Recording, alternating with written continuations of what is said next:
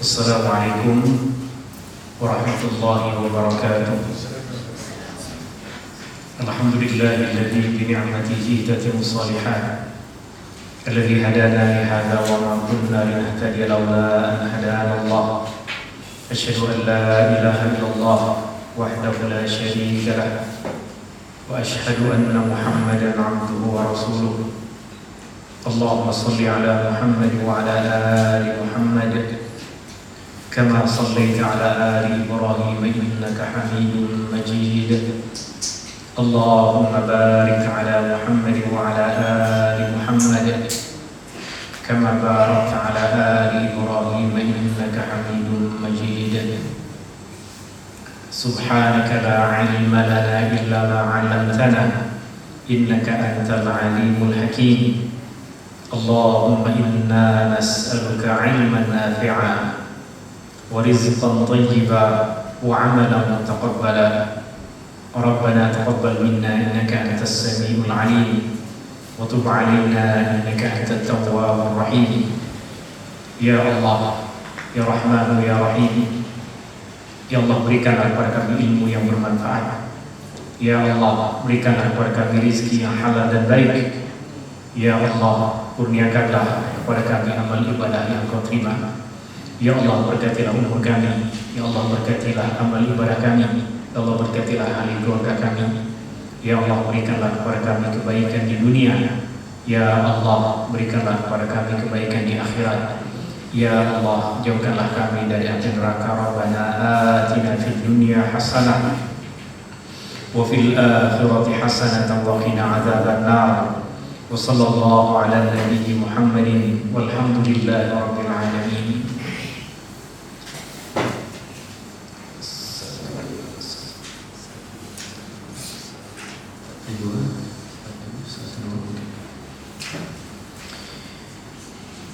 Pertemuan kita petang hari ini, insyaallah kita akan membaca muka surat yang ke-15 dan 16 dari kitab Matnul Ghayati wa Taqrib atau yang biasa dikenal dengan Matan Abi Syuja' yang dihimpunkan oleh Al-Imam Al-Qadhi Abu Syuja' As-Suhani rahimahullah ta'ala. Apa yang akan kita pelajari pada pertemuan kita di petang hari ini adalah tajuk yang pertama yang diharamkan ketika haid dan nifas. Yang kedua yang diharamkan ketika junub. Dan yang keempat yang diharamkan ketika hadas kecil. Tiga tajuk insyaallah kita akan pelajari dalam pertemuan kita di petang hari ini. Sebelum kita memberikan perincian pada hukum hakam yang ada di dalam kitab ini, ada beberapa perkara yang mesti kita pahami. Dalam agama kita diperintahkan untuk taat kepada Allah. Ibadah kepada Allah adalah taat kepada Allah. Dan dalam ketaatan kepada Allah terkadang ianya dalam bentuk kita melaksanakan apa yang Allah suruh. Terkadang juga dalam bentuk kita meninggalkan apa yang Allah larang. Maka sesiapa yang melakukan apa yang Allah suruh, maka dia dikatakan sebagai orang yang taat kepada Allah. Demikian juga orang yang meninggalkan perkara yang Allah larang juga disifatkan sebagai orang yang taat. Maka ketaatan bukan sahaja dengan kita melakukan sesuatu, tetapi bentuk ketaatan juga dengan kita meninggalkan apa yang Allah larang. Maka ketika Allah Subhanahu wa ta'ala perintahkan kita untuk mencari rezeki yang halal, maka sesiapa yang melakukan perkara ini Dia dikatakan sebagai orang yang melakukan ketaatan. Kenapa? Sebab Allah suruh kita makan dari rezeki yang halal. Kulu mimma razaqakumullahu halalan thayyiban. Makanlah dari apa yang Allah rezekikan kepada kamu, makanan yang halal dan baik. Juga jika kita meninggalkan perkara-perkara yang diharamkan, maka kita juga tengah melakukan ketaatan kepada Allah. Boleh kita ringkaskan poinnya? Taat kepada Allah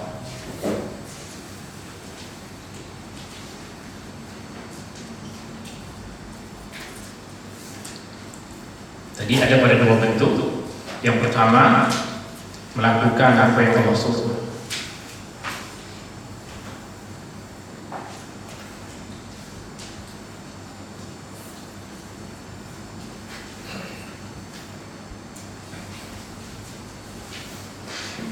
Melakukan apa yang Allah perintahkan. Dan taat pada Allah juga ada pada meninggalkan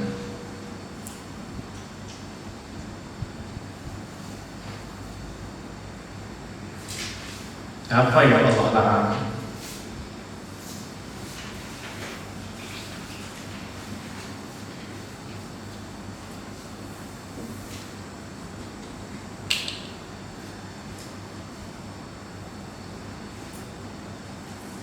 Allah perintahkan kita untuk sholat, maka sesiapa yang mendirikan sholat, sesiapa yang melaksanakan sholat seperti yang diperintahkan oleh Allah, maka dikatakan dia taat kepada Allah. Pada bulan Ramadan kita diperintahkan untuk berpuasa, dan berpuasa kita lakukan dengan meninggalkan perkara-perkara yang Allah larang kita untuk melakukannya. Allah larang untuk makan, Allah larang untuk minum, maka kita tinggalkan makan, kita tinggalkan minum. Orang yang tidak makan, tidak minum pada siang hari bulan Ramadan disifatkan sebagai orang yang taat. Kenapa taat? Dia tak buat apapun. Dia tinggalkan apa yang Allah larang. Maka pada dua keadaan ini, seorang muslim disifatkan sebagai orang yang taat kepada Allah, sama ada ketika dia buat apa yang Allah suruh atau ketika dia meninggalkan apa yang Allah larang. Maka ketika kita nanti berbicara tentang banyak isu dari tajuk-tajuk yang tadi kita sampaikan, kita akan paham bahwa kaum perempuan misalnya yang mereka pada masa haid tidak sholat, perempuan yang meninggalkan sholat ketika masa haid, perempuan itu dikatakan sebagai orang yang taat kepada Allah. Kenapa?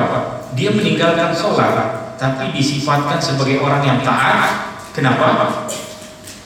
Karena dia meninggalkan apa yang Allah larang. Maka ketaatan kepada Allah bukan saja pada melaksanakan ibadah, tapi pada sebagian keadaan taat kepada Allah adalah dengan meninggalkan apa yang Allah Subhanahu wa taala larang.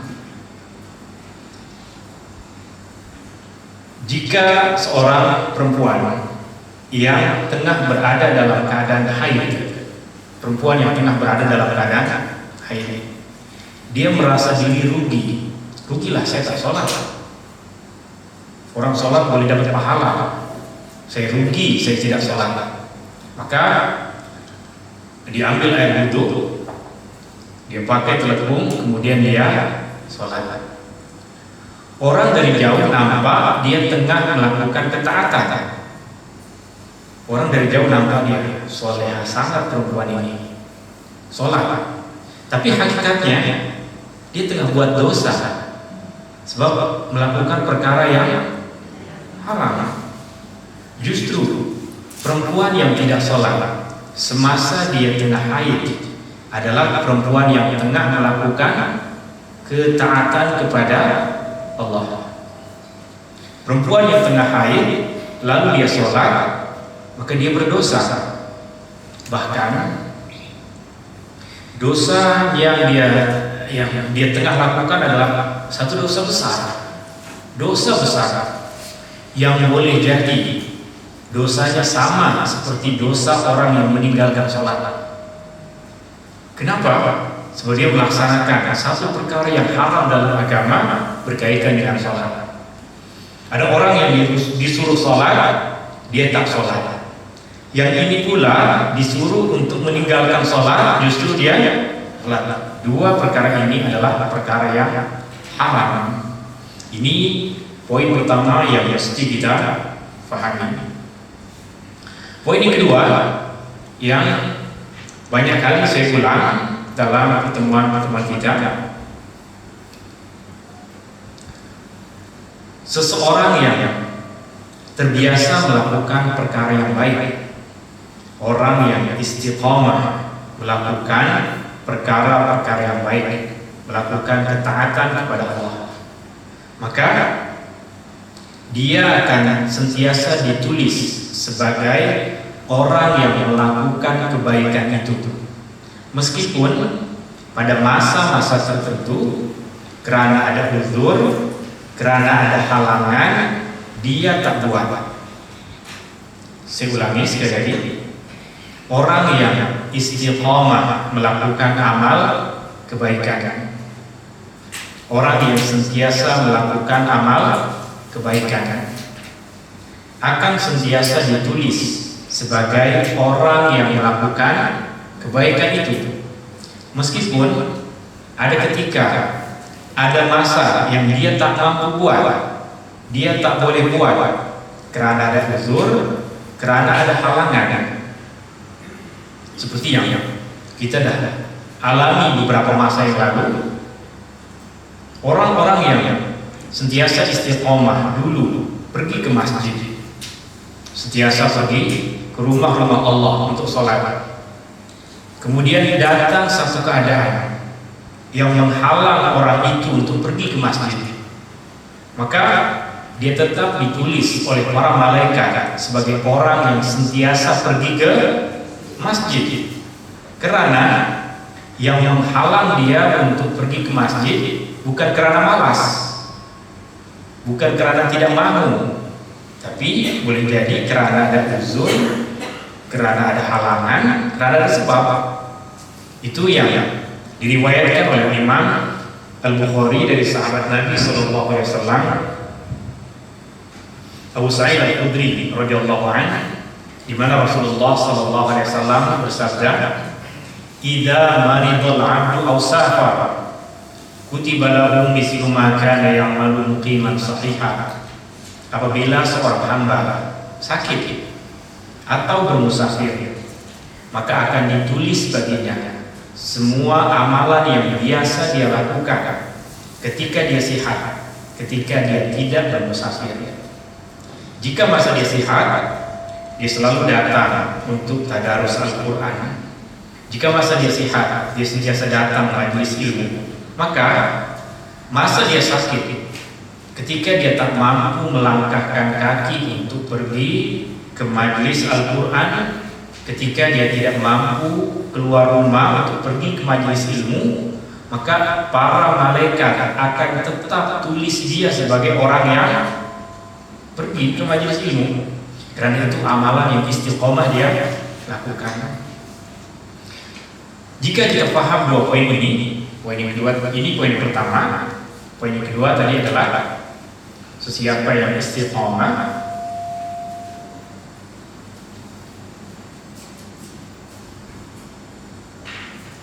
melakukan kebaikan,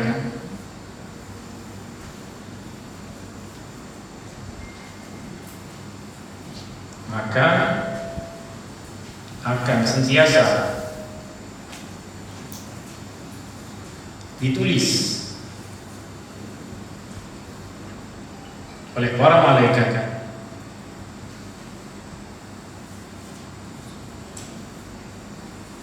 sebagai orang yang melakukan kebaikan itu.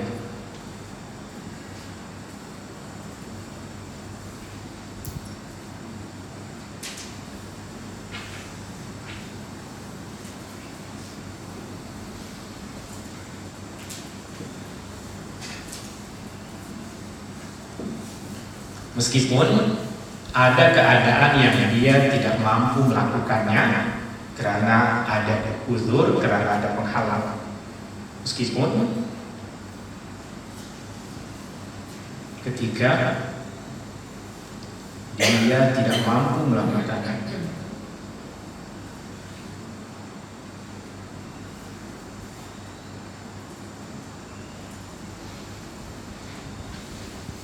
karena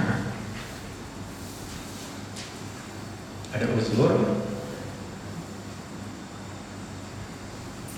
atau ada penghalang.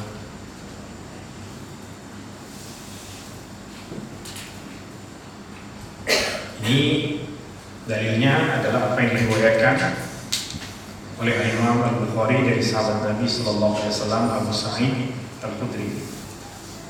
Jika dua perkara ini kita paham, maka mudah untuk kita memahami larangan-larangan yang ada ke atas perempuan yang tengah haid, orang yang tengah berada dalam keadaan junub, dan orang yang tengah berada dalam keadaan hadas.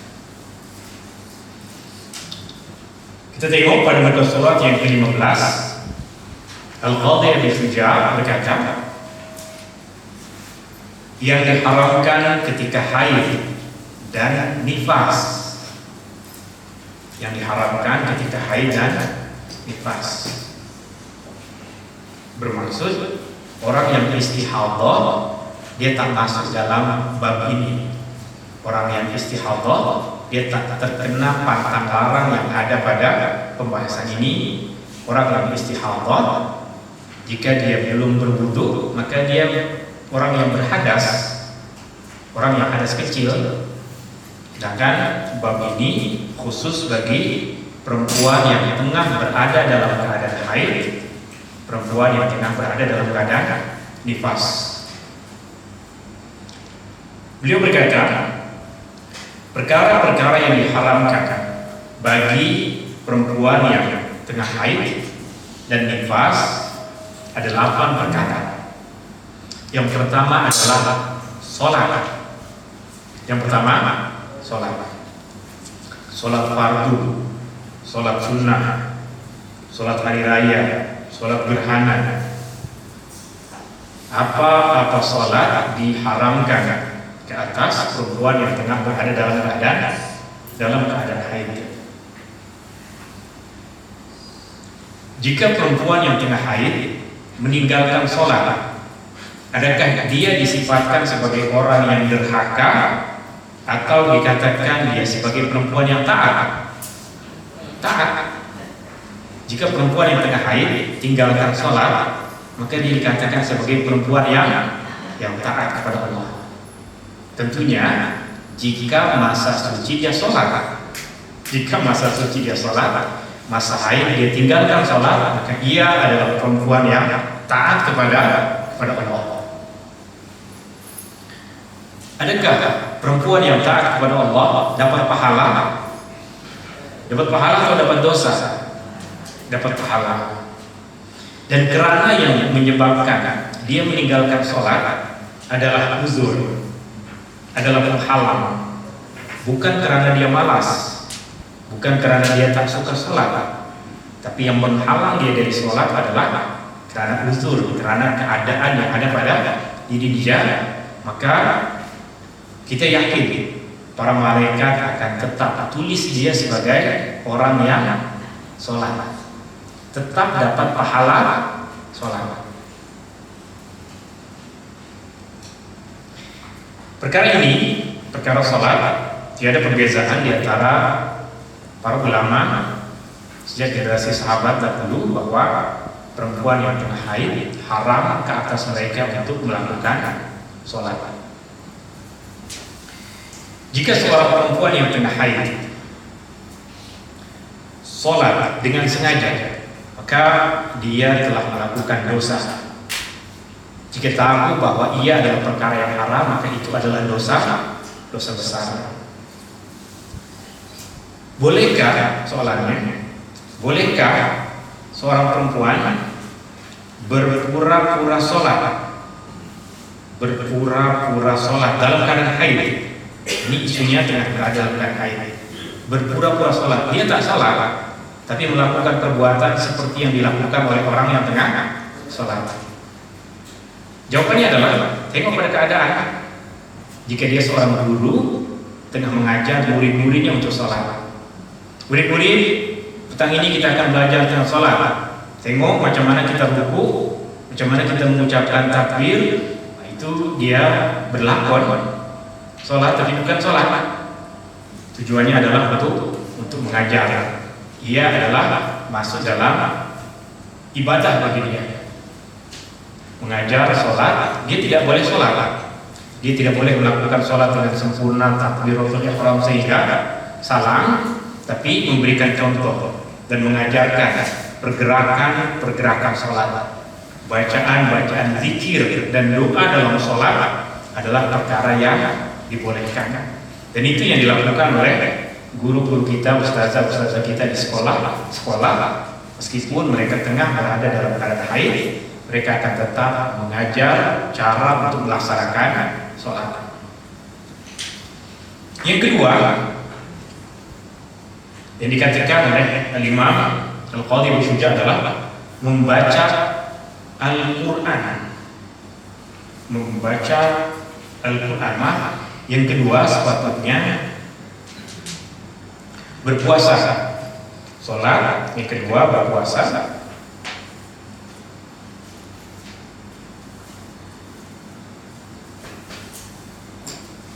Yang kedua berpuasa.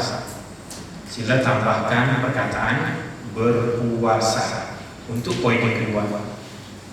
Yang pertama sholat, yang kedua adalah berpuasa.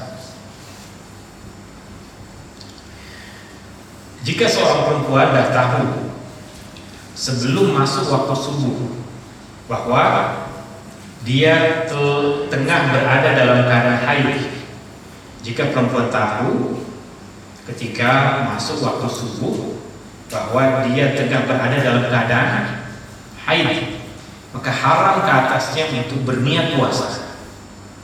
Haram untuk berniat puasa. Dan jika dia berniat puasa dalam keadaan dia tahu bahwa dia tengah berada dalam keadaan haid, maka ia adalah perkara yang diharamkan. Lalu, adakah perempuan yang tengah haid wajib makan dan minum di siang hari bulan Ramadan? Tidak ada kewajiban untuk makan dan minum. Makan dan minum bukan perkara yang wajib, melainkan orang yang tengah berada dalam keadaan kelaparan, dihidangkan di hadapannya makanan, maka wajib ke atas dia untuk makan untuk mengekalkan hidup. Tapi perempuan yang tengah haid tak wajib ke atasnya untuk makan dan minum. Sehingga jika dia seorang saja perempuan di rumah, semua ahli keluarga lelaki, suami, ada anak-anak semua lelaki. Bulan Ramadan semua berpuasa, tak ada yang makan, maka tak apalah, saya tak payah makan lah. Nanti makan sekali, sama masa yang lain berbuka puasa. Perempuan yang haid tidak makan dan tidak minum di bulan Ramadan bukan perkara yang haram. Ini karena berpuasa bukan sahaja menahan diri dari makan dan minum, tapi ia dimulakan dengan niat. Jika ada niat, maka itu dinamakan puasa. Lalu yang membedakan antara keadaannya hanya niat tadi. Maka perempuan yang tengah haid haram berniat di dalam hati. Contoh, dalam hati dia mengatakan, tak apalah, meskipun saya haid, besok saya puasa. Jika Allah nak kasih pahala, kasihlah pahala. Dia tak nak kasih pahala, tak payah. Tak boleh. Tak boleh kita sengaja melakukan perkara yang haram di dalam agama dan kemudian kita serahkan urusan kepada Allah. Jika macam itu kita boleh buat apa-apa dosa, kemudian tak apalah, nanti Allah nak kasih pahala pun boleh, Allah nak kasih dosa pun tidak. Perkara yang haram adalah haram. Ini poin yang kedua adalah berpuasa. Yang ketiga, membaca Al-Quran. Yang ketiga, membaca Al-Quran. Ini adalah pandangan dalam mazhab Syafi'i. Ini juga pandangan kebanyakan ulama, berpandangan bahwa perempuan yang tengah haid haram ke atas mereka untuk membaca Al-Quran. Isu ini dalam mazhab Syafi'i dipahami sama seperti isu ini yang tengah kita pelajari. Jika perempuan yang haid haram membaca Al-Quran, rugilah perempuan, tak dapat pahala. Isunya akan dipahami sama seperti tadi. Sebab pahala dari Allah bukan saja dengan melakukan perbuatan, tapi juga dengan meninggalkan larangan. Juga orang yang sudah terbiasa membaca Al-Quran. Contoh, perempuan yang setiap malam baca surah Al-Mulk, setiap malam baca surah Al-Mulk, tak cukup dengan Al-Mulk, dia tambah Ar-Rahman, dia tambah Al-Waqi'ah, istiqamah. Tapi tengah haid dia stop. Nanti dah suci, dah mandi, dia baca lagi. Terus istiqamah. Maka ikut kepada kaidah yang kedua, dalam mazhab Syafi'i, perempuan tadi tetap mendapatkan pahala membaca Al-Quran. Kerana yang menjadi penghalang bagi dia untuk membaca Al-Quran bukan malas, bukan tak mampu membaca Al-Quran, tapi kerana dia yakin bahwa dalam agama, dalam syariat, dia dilarang untuk membaca Al-Quran. Ini boleh kita pahami. Tersambung perkara yang ketiga. Yang ketiga dan keempat, yang ketiga dan keempat tertulis di sini, patutnya ia adalah satu pembahasan. Patutnya ia ada pada nomor yang keempat, menyentuh dan membawa mushaf Al-Quran. Menyentuh dan membawa mushaf Al-Quran.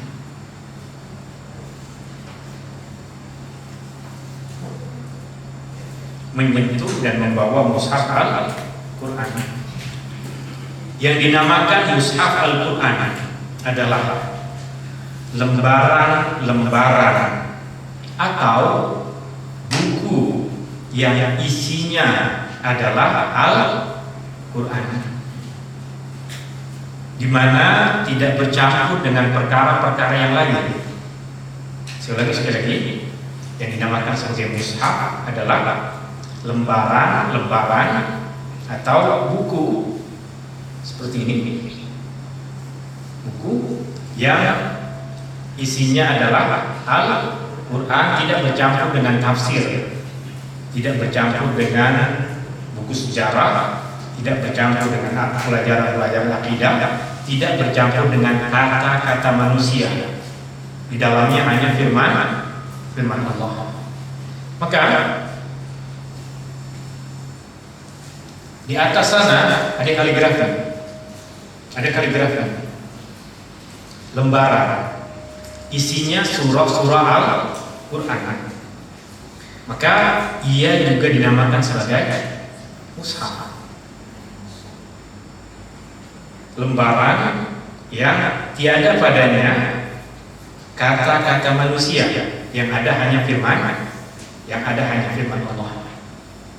Kadang kita dapat lembaran isinya 10 ayat pertama dari surah Al-Kahfi di surau ada. Kadang ada lembaran yang isinya surah Al-Kahf, surah Al-Mulk. Maka itu pun dinamakan sebagai mushaf. Bahkan dulu pada masa Rasulullah SAW, yang dinamakan mushaf adalah itu, lembaran-lembaran Al-Quran. Karena dulu pada masa Rasulullah, awal masa sahabat, Al-Quran tak lagi dihimpunkan menjadi buku. Adapun ini Iqra, kitab Iqra. Ini kitab Iqra. Di dalamnya banyak ayat Al-Qur'an. Tapi ianya bercampur dengan kata-kata yang disusun oleh manusia. Batasa, ta'aro, abatasa, najaha. Ini mushaf bukan? Ini bukan mushaf Al-Quran. Maka larangan jika kita ikut kepada apa yang diperincikan di sini, larangan ada pada menyentuh lembaran atau menyentuh buku yang di dalamnya 100% adalah Al-Quran. Kitab ini di dalamnya ada ayat-ayat Al-Quran, ada tafsir, ada hadis, ada asbabun nuzul. Lebih banyak kata-kata manusia dibandingkan firman Allah. Maka ini tidak dinamakan sebagai mushaf. Larangan tadi tidak berlaku pada kitab ini. Boleh difahami? Okay. Ketika tadi kita sebutkan dalam mazhab Syafi'i diharapkan ke atas perempuan yang tengah haid untuk membaca Al-Quran, menyentuh dan memegang Al-Quran, maka ada banyak perkara yang tidak haram ke atas mereka. Yang diantara yang tidak haram adalah membaca zikir, berzikir. Meskipun zikir yang dibaca berasalkan dari potongan-potongan ataupun ayat-ayat Al-Quran. Perempuan yang tengah haid berzikir dengan mengatakan Subhanallah, Subhanallah, Subhanallah, Alhamdulillah, Alhamdulillah, Alhamdulillah, atau memulakan makan dengan membaca Bismillahirrahmanirrahim, atau ketika mendengar satu musibah mengucapkan Inna lillahi wa inna ilaihi raji'un, maka dia tidak dikatakan tengah membaca Al-Quran, dikatakan tengah berzikir. Dan boleh berzikir dengan mengambil lafaz-lafaz kata-kata yang berasal dari Al-Quran bagi perempuan yang tengah haid. Kemudian juga boleh berdoa dengan doa-doa yang diambil dari Al-Quran. Boleh dipahami? Rabbana atina fid dunya hasanah boleh dibaca oleh perempuan yang tengah haid ikut kepada apa yang ada di dalam mazhab Al-Imam Syafi'i. Rabbana zalamna anfusana wa illam taghfir lana wa tarhamna lanakunanna minal khasirin. Boleh perempuan yang tengah haid membaca doa-doa yang diambil dari Al-Quran. Dan boleh dalam mazhab Syafi'i perempuan yang tengah haid membaca Al-Quran sebanyak apapun di dalam hati. Sekali lagi, dalam mazhab Syafi'i perempuan yang tengah haid, perempuan yang tengah berada dalam keadaan nifas, boleh membaca Al-Quran sebanyak apapun, nak khatam Al-Quran pun boleh, tapi di dalam hati. Contohnya, dia tengok pada screen yang ada di TV dia, gunakan remote. Sekarang mudah untuk tengok di mana saja kita nak tengok Al-Quran, lalu dia baca dalam hati. Maka itu tidak masuk dalam perkara yang diharamkan.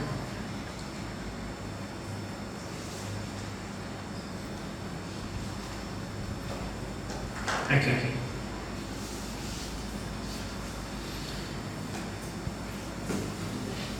Sekarang soalan saya yang terakhir, adakah ini mushaf Al-Quran?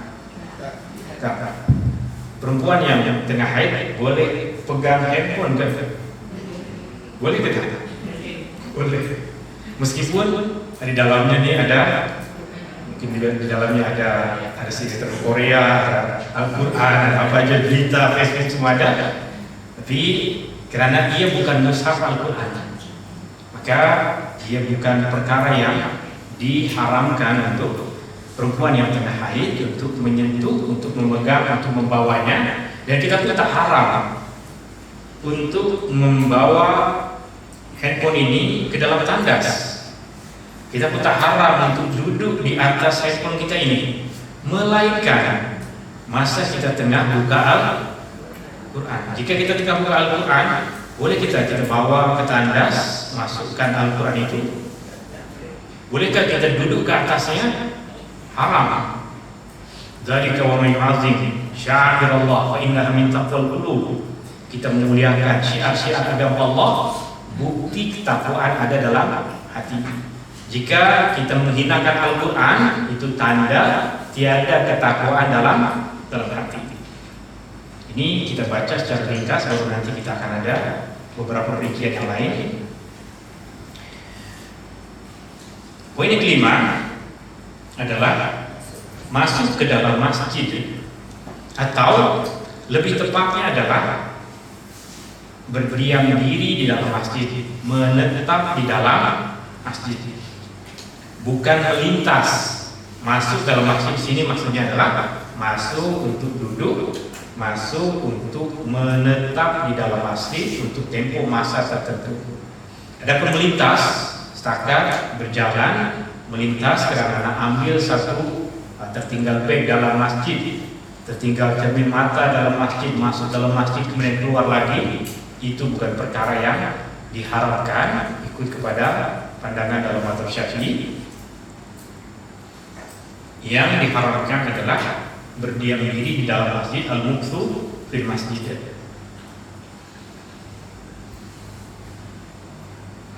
Yang keenam, tawaf. Yang keenam adalah tawaf. Yang keenam adalah tawaf. Sa'i antara Safa dan Marwah boleh. Sa'i antara Safa dengan Marwah boleh. Yang tak boleh adalah tawaf. Sama ada karena tawaf juga dinamakan sebagai sholat, atau karena Nabi SAW berkata kepada istrinya, lakukanlah apa sahaja yang dilakukan oleh orang yang tengah melaksanakan ibadah haji, melainkan engkau tidak boleh tawaf sehingga engkau suci. Itu kata Nabi kepada istri baginda SAW, yang tegaskan kepada kita bahwa perempuan yang tengah haid tidak melakukan tawaf. Poin yang ketujuh adalah melakukan hubungan badan, melakukan hubungan suami istri. 7 dan 8 ini Al-Imam An-Nawawi jadikan sebagai satu pembahasan. Sebagian ulama Syafi'i yang lain jadikan ia menjadi 2. Al-Imam An-Nawawi berpandangan bahwa yang diharamkan hanyalah melakukan hubungan badan. Selain dari itu, berpelukan dan yang lain ianya tidak diharamkan. Sedangkan Al-Imam Al-Qadhi Abu Syuja' dalam isu ini dia berpandangan ada 2 perkara yang diharamkan. Yang pertama, melakukan hubungan, dan yang kedua adalah mendekatkan diri kepada perbuatan itu, yaitu perkataan yang digunakan dalam terjemahan di sini adalah bersenang-senang menikmati bahagian tubuh yang ada antara pusat dengan lutut. Maknanya, jika ikut kepada pandangan Al-Imam An-Nawawi, ianya satu pembahasan yang dilarang hanya satu, yaitu melakukan hubungan badan. Tapi Al-Imam Al-Qadhi Abu Syuja' tambahkan poin yang kedua, yaitu melakukan perbuatan antara suami istri pada bahagian antara lutut dengan pusara. Maknanya, maaf, ikut kepada pandangan ini,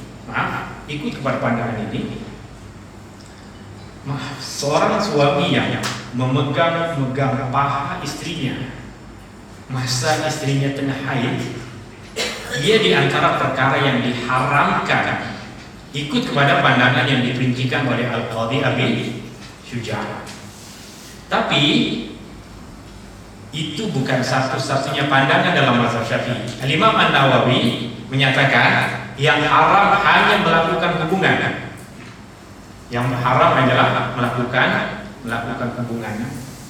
Selain dari itu, pada bahagian-bahagian selain dari melakukan hubungan adalah perkara yang dibolehkan. Tuan-tuan dan puan-puan yang dirahmati Allah Subhanahu wa taala, kita akan baca ringkas lagi tajuk yang kedua dan tajuk yang ketiga, baru nanti kita akan coba untuk memberikan perincian kepada beberapa hukum hakam yang penting. Tajuk yang kedua, yang diharamkan ketika junub. Tadi haid dan nifas hanya terjadi pada kaum perempuan. Haid dan nifas hanya terjadi pada kaum perempuan. Yang kedua ini, junub terjadi pada lelaki, terjadi juga pada kaum perempuan. Junub terjadi sama ada dengan melakukan hubungan suami istri, atau terjadi melalui mimpi, atau keluar mani sengaja ataupun tanpa sengaja.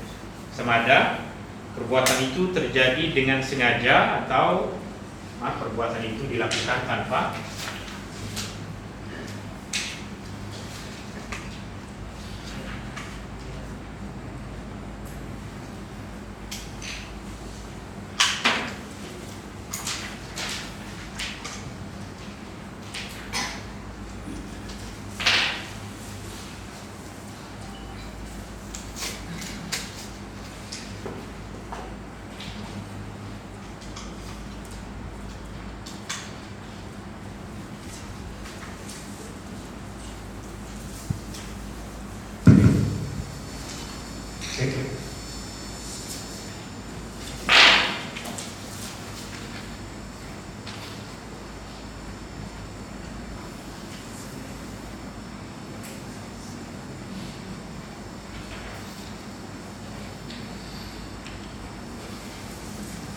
Yang diharamkan ketika junub, perkara-perkara yang diharamkan bagi lelaki dan perempuan yang tengah berada dalam keadaan junub, ada 5 perkara. Yang pertama, as-salat. Yang pertama, salat. Lelaki yang tengah berada dalam keadaan junub haram untuk melaksanakan salat. Maka jika seorang lelaki ataupun perempuan, sama lelaki dan perempuan, jika tengah sholat dan teringat bahwa kita tengah berada dalam keadaan junub, belum mandi lagi, maka batal sholat dan wajib batalkan sholat. Batal sholat, memang sholatnya batal. Dan wajib membatalkan sholat, maksudnya tak boleh sambung terus sholat. Tak apalah, tinggal 1 rakaat lagi. Tak boleh, sholatnya memang dah batal dan haram untuk kita tunaikan sehingga selesai. Jika teringat dengan yakin bahwa kita tengah berada dalam keadaan junub, ragu-ragu masa sholat, tak payah dilayan. Saya suci, tak suci, tak payah dilayan. Sholat sehingga salam, baru kemudian kita pastikan lepas sholat. Sedangkan jika yakin masa tengah sholat bahwa kita tengah berada dalam keadaan junub, maka sholatnya batal dan haram untuk kita tunaikan, haram untuk kita selesaikan. Yang kedua, membaca Al-Quran. Membaca Al-Quran. Lelaki yang tengah junub, perempuan yang tengah junub, ikut kepada apa yang disampaikan kepada oleh Imam Al-Qadhi Abu Syuja, haram untuk membaca Al-Quran. Tapi tetap sama seperti tadi. Keadaannya seperti ini tadi, bezanya adalah junub mudah untuk dihilangkan, yaitu dengan segera mandi. Poin yang ketiga, menyentuh dan membawa mushaf Al-Quran. Menyentuh dan membawa mushaf Al-Quran. Yang ketiga, yang keempat, tawaf. Sebab di antara syarat sah tawaf adalah suci. Di antara syarat sah tawaf adalah suci. Yang kelima, berdiam di dalam masjid. Berdiam di dalam masjid. Melintas masjid boleh. Berdiam di dalam masjid tidak boleh. Seseorang yang tengah berada dalam keadaan junub, kemudian dia nak ambil sesuatu dari dalam masjid, maka boleh dia masuk ke dalam masjid, kemudian segera keluar. Rincian yang terakhir, yang diharamkan ketika hadas kecil, orang yang tidak ada wudu. Perkara yang diharamkan ketika hadas kecil ada tiga, yaitu sholat, yang kedua tawaf, yang ketiga menyentuh mushaf Al-Quran dan membawanya. Berkaitan dengan poin yang berkaitan dengan tajuk yang ketiga ini, orang yang tak ada wudu bolehkah membaca Al-Quran? Boleh kita, lelaki atau perempuan yang tidak ada wudu, bukan tengah haid, bukan tengah junub, saja tak ada air wudu, boleh kita baca Al-Quran? Boleh. Membaca Al-Quran tidak disyaratkan mesti ada air wudu. Membaca Al-Quran, masuk tengah memasak ke memandu, baca Al-Quran, mendengar Al-Quran, boleh dilakukan tanpa berwudu. Jika tidak ada paham apa yang disampaikan oleh Al-Imam Al-Qadhi Abu Syuja, pada nota yang saya fungsikan pada tuan-tuan dan puan-puan, ada satu hadis yang diriwayatkan oleh Imam Muslim rahimahullah dari istri Nabi SAW. Imam Muslim meriwayatkan hadis dari istri Nabi SAW. Dia menceritakan kepada kita, Aisyah radhiyallahu anha menceritakan bahwa Nabi SAW dahulu sentiasa berzikir pada semua keadaan. Tiada keadaan yang menghalang Nabi SAW untuk berzikir. Tapi tentunya bentuk-bentuk zikir yang dilakukan oleh Rasulullah SAW dari satu keadaan dan keadaan adalah berbeza. Kadang zikir Rasulullah adalah doa. Terkadang zikir Nabi SAW adalah membaca Al-Quran. Kadang zikir Nabi SAW adalah memberikan nasihat, menyampaikan ilmu kepada orang lain, mengingatkan orang kepada Allah. Itu semua bahagian dari zikir yang dilakukan oleh Nabi SAW.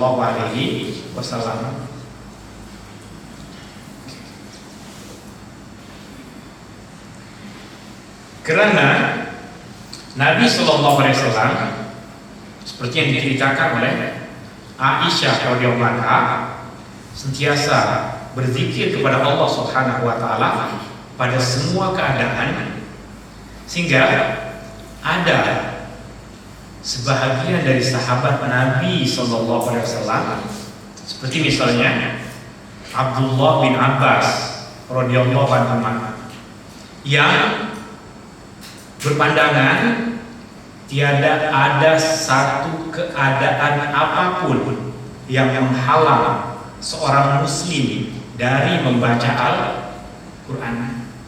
Ada sahabat Nabi yang berpandangan tiada apapun keadaan yang menghalang seorang muslim untuk membaca Al-Quran. Maka Abdullah bin Abbas, meskipun dia tengah berada dalam keadaan junub, dia tidak menghalang dirinya untuk membaca Al-Quran. Kenapa? Sebab ada berita dari Aisyah yang sampai kepada banyak orang, kepada ramai orang, bahwa Rasulullah SAW tidak terhalang dengan sesuatu apapun dari mengingat Allah. Jika kita telah tahu tentang keadaan ini, maka apa yang telah kita perincikan tadi, jika ini kita jadikan sebagai pedoman, ini kita jadikan sebagai pegangan bahwa saya telah belajar tentang perkara-perkara yang diharamkan ke atas perempuan yang tengah haid, orang yang tengah junub, orang yang tengah berhadas kecil, maka saya tinggalkan larangan-larangan itu karena saya mau melakukan ketaatan kepada Allah dengan meninggalkan perkara-perkara yang dilarang. Maka inilah yang akan kita dapatkan. Kita akan yakin masa kita meninggalkan perkara-perkara itu bahwa ketaatan pada Allah bukan saja dengan melakukan perbuatan, tapi juga dengan meninggalkan larangan. Dan kita boleh tetap dapat pahala ketika kita meninggalkan perkara yang kita tidak boleh melakukannya, jika kebaikan itu pada masa yang lain istiqomah untuk kita lakukan. Yang salah adalah jika ada seseorang yang masa di tengah suci jauh dari Al-Quran, masa tengah haid pula nak sibuk. Siapa yang melarang saya baca Al-Quran? Itu yang tak tepat. Kenapa? Kemana? Semalam pergi kemana? Minggu lepas kemana? Masa tengah suci jauh dari Al-Quran, masa tengah haid pula. Siapa yang melarang? Nabi tak sebut dalam hadis yang sahih, Al-Quran pun tak ada larangan untuk perempuan yang haid itu baca Al-Quran. Nah, ini yang kurang tepat, ini yang tidak bijak, ini yang tidak bijak. Boleh dikatakan dia bijak jika memang sepanjang bulan dia baca Al-Quran, masa dia suci baca Al-Quran, masa dia haid baca Al-Quran, sebab dia nak ikut pandangan Abdullah bin Abbas. Apa? Orang buat macam itu, tak apa. Artinya ada sahabat Nabi yang menjadi panutan dia. Ada sahabat Nabi SAW yang menjadi orang yang dia ikuti. Tapi yang tiada contoh apapun orang yang masa dia tengah berada dalam keadaan suci, jauh dari Al-Quran, masa tengah junub, itulah dia asyik sama membaca Al-Quran. Ini yang tak tepat, ini yang tidak betul. Maka isu tadi ia bukan satu isu yang baru.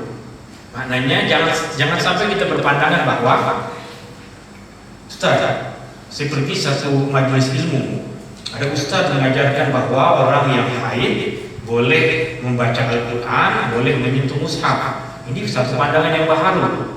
Bukan, itu bukan satu pandangan yang baru. Itu adalah pandangan yang sudah wujud, sudah ada pada masa sahabat-sahabat Nabi SAW. Jika pandangan itu telah pun ada sejak masa Nabi SAW, kenapa Al-Imam Asy-Syafi'i dan pengikut dalam mazhab Syafi'i memilih pandangan seperti yang tadi kita perincikan? Jawabannya adalah yang pertama, sahabat Nabi bukan satu orang, sahabat Nabi banyak. Ada yang berpandangan halal seperti yang tadi kita perincikan, ada yang mengatakan ya boleh, dan Imam Syafi'i memilih dalam isu ini pandangan-pandangan sahabat yang mengatakan ia adalah perkara yang halal. Maknanya kita tidak lari dari kepahaman sahabat.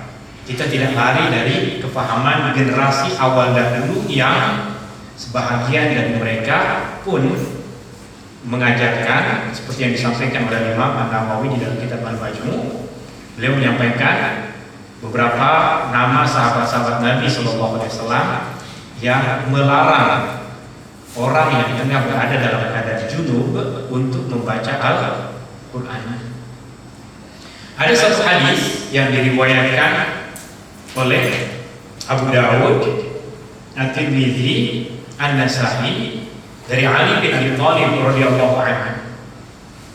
Yang Ali bin Abi Thalib radhiyallahu anhu mengatakan bahwa Rasulullah sallallahu alaihi wasallam tiada yang menghalang Rasulullah untuk membaca Al-Quran kecuali keadaan junub.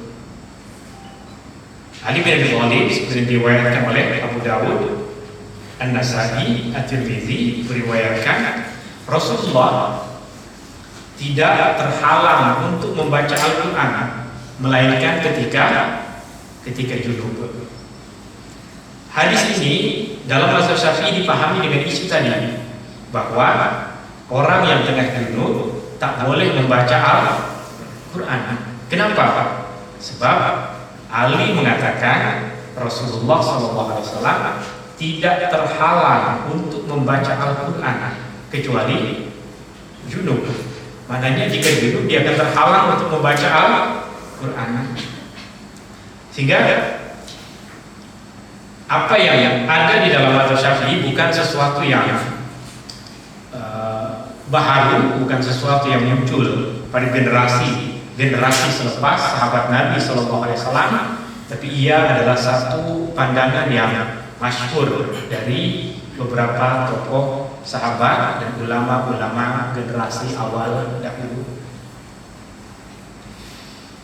Tuan-tuan dan puan-puan yang dirahmati Allah Subhanahu wa taala, dari sini ada dua isu utama yang saya mau rincikan.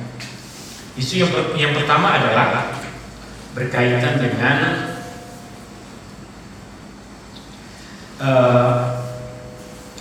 perempuan yang tengah haid duduk di dalam masjid untuk mendengar majlis ilmu. Perempuan yang tengah haid duduk di dalam masjid untuk mendengar majlis ilmu. Di dalam Al-Quran, Allah Subhanahu wa taala pada ayat yang mewajibkan kita untuk bersuci, untuk bertayamum, untuk berwudu, Allah Subhanahu wa taala firmankan, Ya ayyuhalladzina amanu la taqrabus salata wa antum sukara hatta ta'lamu ma taqulun. Wahai orang-orang yang beriman, jangan kamu menghampiri salat dalam keadaan mabuk sehingga kamu sadar, kamu tahu apa yang kamu katakan. Kemudian sambungan dari ayat itu adalah wala junuban illa 'abiri sabil. Demikian juga orang yang junub, melainkan setakat melintas sahaja. Imam Syafi'i ketika membuat kajian terhadap ayat ini, beliau mengatakan sholat bukan sesuatu yang kita hampiri atau kita jauhi, kita jauhkan. Tapi yang boleh dihampiri dan boleh kita menjauhkan dirinya adalah tempat sholat. Maka ayat ini dipahami oleh Imam Syafi'i sebagai larangan untuk mendekati tempat sholat, yaitu masjid, ketika kita tengah berada dalam keadaan junub. Sehingga lelaki yang tengah junub boleh melintas masuk ke dalam masjid, kemudian keluar, tak boleh menetap dalam masjid, tidak boleh berdiam diri dalam masjid. Demikian juga perempuan yang tengah junub boleh masuk ke dalam masjid, boleh melintas, tapi tidak boleh menetap. Orang yang tengah haid berada pada keadaan yang sama seperti orang yang junub, yaitu berada dalam keadaan hadas besar. Bahkan hadas yang ada pada orang yang haid lebih besar dibandingkan dengan hadas yang ada pada orang yang berada dalam keadaan junub. Macam mana tuh? Macam mana hadas besar tapi perempuan yang tengah haid lebih besar hadasnya dibandingkan dengan orang yang tengah junub. Orang yang tengah junub boleh berwudu. Orang yang junub boleh berwudu. Lelaki, perempuan yang tengah berada dalam keadaan junub disunahkan jika dia mau tidur, jika dia mau makan, mau minum, untuk ambil air wudu, untuk berwudu. Sedangkan perempuan yang tengah haid tidak berwudu dan tidak sah wudunya. Maka perempuan yang tengah haid disifatkan hadasnya lebih besar dibandingkan dengan orang yang tengah junub. Bahkan jika kita tengok kepada perincian Al-Imam Al-Qadhi Al-Syuja, pantang larang orang yang tengah haid lebih banyak dibandingkan dengan pantang larang orang yang tengah junub, maka dikatakan hadasnya lebih besar. Karena hadasnya lebih besar, maka hukumnya pun lebih tegas. Jika yang tengah junub tak boleh duduk di dalam masjid, maka yang perempuan pun tidak boleh duduk di dalam masjid. Sekali lagi, ini adalah kesimpulan, ini adalah ijtihad para ulama dalam mazhab Syafi'i dan beberapa tokoh ulama dalam mazhab yang lain. Pada masa Rasulullah SAW, ada seorang perempuan datang ke Madinah. Seorang perempuan datang ke Madinah dan dia meminta kepada Rasulullah SAW untuk diberikan tempat. Perempuan datang dari tempat yang jauh, tak ada kaum keluarga, tiada kerabat, dan tiada tempat di rumah Rasulullah, tak ada tempat. Maka Rasulullah SAW perintahkan perempuan itu untuk duduk di dalam masjid Nabi SAW. Buat tenda kecil, khemah kecil di dalam masjid Nabi SAW. Jika waktu sholat dia buka, tidur malam dia akan tidur di dalam tenda tersebut di dalam masjid Nabi SAW untuk tempoh masa yang cukup lama, boleh jadi berminggu-minggu, berbulan-bulan. Ini digunakan oleh sebagian ulama seperti Imam Al-Muzani untuk menyatakan bahwa sejak masa Rasulullah ada keadaan perempuan yang sentiasa duduk di dalam masjid, dan perempuan biasa setiap bulan mesti akan datang haid. Tapi perkara ini dulu tak lagi menjadi isu bagi Rasulullah SAW dan juga para sahabat, sehingga sama seperti apa yang tadi saya ajarkan. Jika kita ikut kepada pandangan dalam mazhab Syafi'i, maka dua perkara ini yang kita dapat. Perempuan yang selalu pergi ke masjid, tapi masa dia tengah haid dia tak pergi ke masjid, dia dapat dua kebaikan ini. Betul? Betul. Tapi jika ada orang yang tidak ikut dengan pandangan ini dan tetap pergi ke masjid, maka kita tidak perlu memarahi dia selagi dia boleh menjaga kebersihan masjid. Ada jiran kita tahu dia tengah haid, dia datang ke masjid sebab ada kenduri, dia datang ke masjid sebab ada majelis ilmu, maka kita boleh tegur, kita boleh berikan nasihat. Tapi jika dia mengatakan takut saya haid, tapi saya ikut pandangan yang mengatakan boleh duduk dalam masjid meskipun tengah haid selagi saya tidak mengotorinya. Seperti dulu pada masa Rasulullah, ada perempuan yang disuruh oleh Rasulullah untuk tinggal di dalam masjid, duduk di dalam masjid sebab dia tak jumpa rumah yang boleh digunakan untuk menetap baginya. Ini boleh kita pahami. Maka sesiapa yang sudah terbiasa dengan isu ini dan selalu datang ke masjid masa tengah suci, masa tengah haid duduk di rumah. Ini dua kebaikan yang didapat. Paham? Isu yang kedua yang kita mau perincikan adalah berkaitan dengan membaca Al-Quran. Isu yang kedua berkaitan dengan membaca Al-Quran.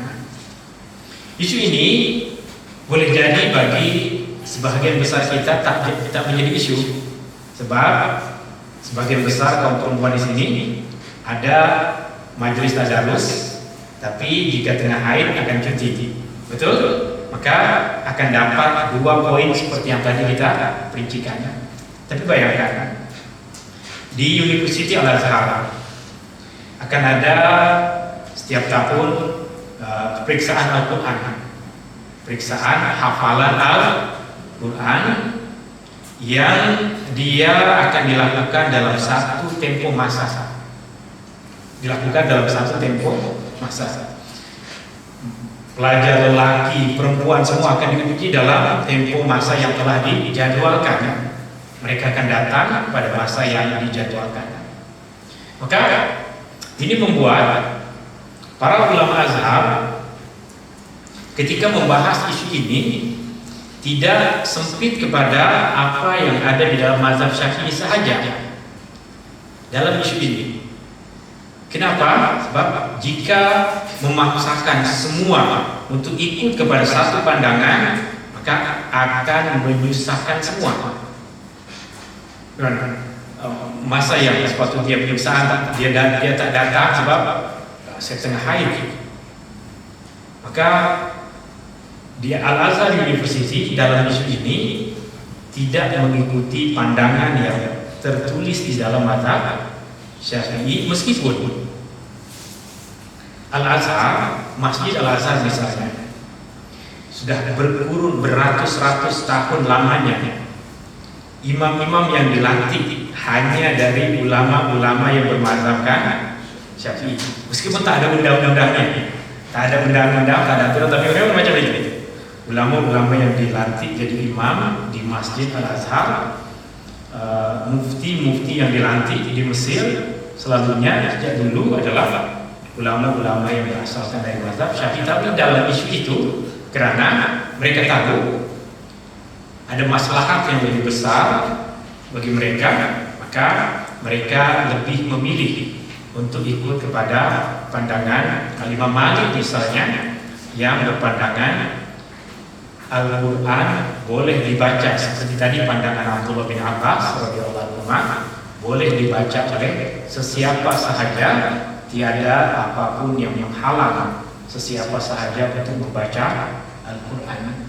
Tapi sekali lagi saya ingatkan, puan-puan yang sudah ikut kepada apa yang tadi kita pelajari dalam mazhab Syafi'i, inilah yang diyakini sebagai satu balasan yang akan didapatkan oleh seorang perempuan yang tengah haid, yang meninggalkan sholat masa tengah haid, yang tidak berpuasa masa tengah haid, yang tidak membaca Al-Quran masa tengah haid, yang tidak melakukan tawaf ketika tengah haid, yang tidak duduk di dalam masjid ketika tengah haid. Dia akan mendapatkan perkara-perkara yang tadi kita perincikan.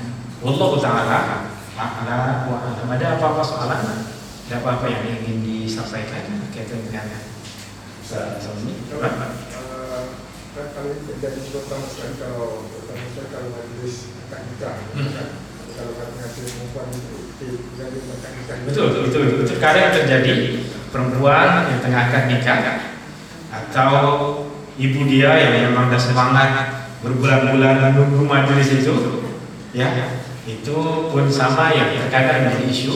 Meskipun kalau di negeri Arab ini tak jadi isu, sebab memang banyak majelis kawin yang dibuat di dalam masjid, tapi memang yang hadir semua lelaki. Kalau di negeri Arab memang tak ada kaum perempuan yang datang ke dalam masjid itu, majelis kenduri, majelis akad nikah. Tapi itu diantara keadaan yang menyebabkan boleh jadi terjadi isu yang tadi kita sebutkan. Ya. Dalam agama ada perkara yang haram dengan pasti. Dalam agama ada perkara yang haram berasaskan kepada ijtihad. Daging khinzir haram pasti, tak ada keraguan sedikit pun bahwa ia adalah haram. Minum arak adalah haram tanpa ada keraguan sedikit pun. Tapi ianya berbeza dengan perempuan yang haid baca Quran. Ia haram ikut kepada pandangan sebagian ulama. Maka perkara-perkara yang dimana umat Islam sudah lebih terbuka kepada pandangan yang lain, maka kita mesti tahu akan isu ini dan menghormati semua orang-orang yang berbeza pandangan. Kenapa? Sebab sebagian dari masyarakat kita dulu mungkin belajar di luar negara dan terdedah dengan perbezaan pandangan itu. Masa dia balik, dia tak ikut amalan yang biasa kita amalkan. Maka jangan terlalu mudah untuk kita menyatakan orang itu dah sesat ke menyimpang. Jika kita belajar, maka kita akan tahu apa amalan yang patut kita lakukan dan bagaimana kita bersikap dengan perbezaan pandangan tadi. Wallahu ta'ala a'lam.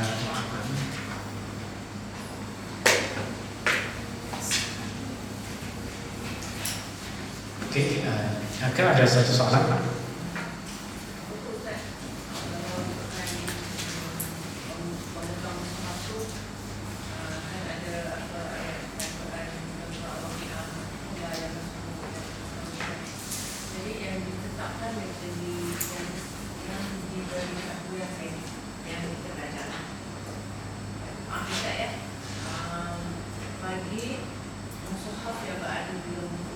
Ya, betul. Dalam surah Al-Waqiah ini.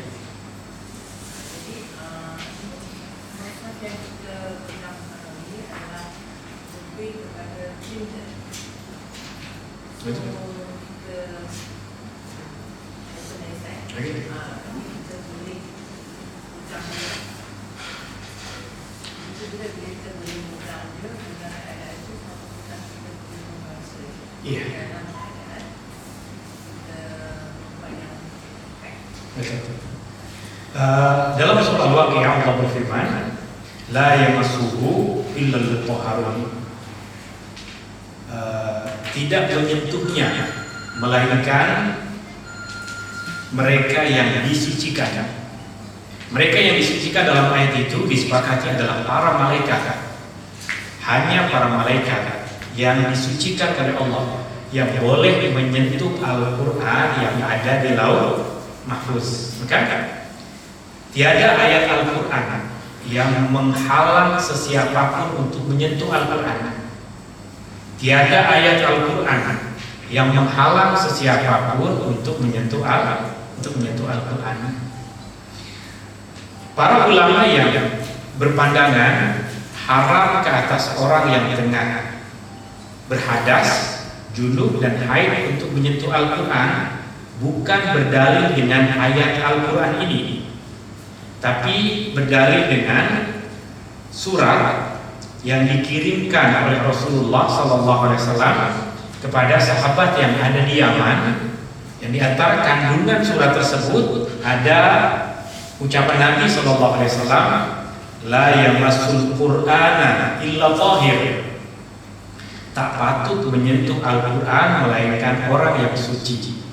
Itu asas dari pandangan ulama yang mereka mengatakan orang yang tak suci tak boleh menyentuh Al-Quran, bukan karena ayat Al-Quran, tapi karena surat Nabi SAW yang dituliskan kepada sahabat Nabi yang ada di Yaman. Ini dipahami dengan kepahaman seperti tadi, tapi tentunya ia bukan satu-satunya kepahaman. Ini karena Rasulullah SAW juga mengirimkan surat kepada orang lain yang dalam surat tersebut banyak ayat-ayat Al-Quran, dan surat itu dikirimkan untuk orang Islam dan bukan orang Islam. Yang tentunya orang bukan Islam Mereka tidak bersuci, sehingga Al-Imam Al-Muzani murid kepada Al-Imam Syafi'i. Al-Imam Al-Muzani di antara ulama yang berpandangan orang musyrik saja boleh pegang Al-Quran, kenapa saya tak boleh? Orang musyrik saja boleh duduk di dalam masjid, kenapa orang Islam tak boleh? Itu yang tadi saya sebutkan. Ia tetap ada perbedaan pandangan. Kenapa ada perbedaan pandangan? Sebab dulu pada masa Nabi SAW, Al-Quran dalam bentuk tulisan tak banyak lagi. Al-Quran pada masa Nabi SAW hanya ada pada beberapa lembaran-lembaran yang dipegang oleh beberapa sahabat Nabi. Yang lain, kebanyakan umat Islam tak ada Al-Quran di rumahnya. Maka benda seperti itu tak jadi isu besar dulu pada masa Rasulullah. Maka tak ada sahabat yang datang kepada Rasulullah, ya Rasulullah saya boleh pegang ke tak? Ada sebab bendanya susah untuk dijumpai. Wallahu ta'ala a'la wa a'lam. Hadallahu wa iyyakum ajma'in. Subhanakallahumma wa bihamdika asyhadu an la ilaha illa anta astaghfiruka wa atubu ilaik. Assalamualaikum warahmatullahi wabarakatuh.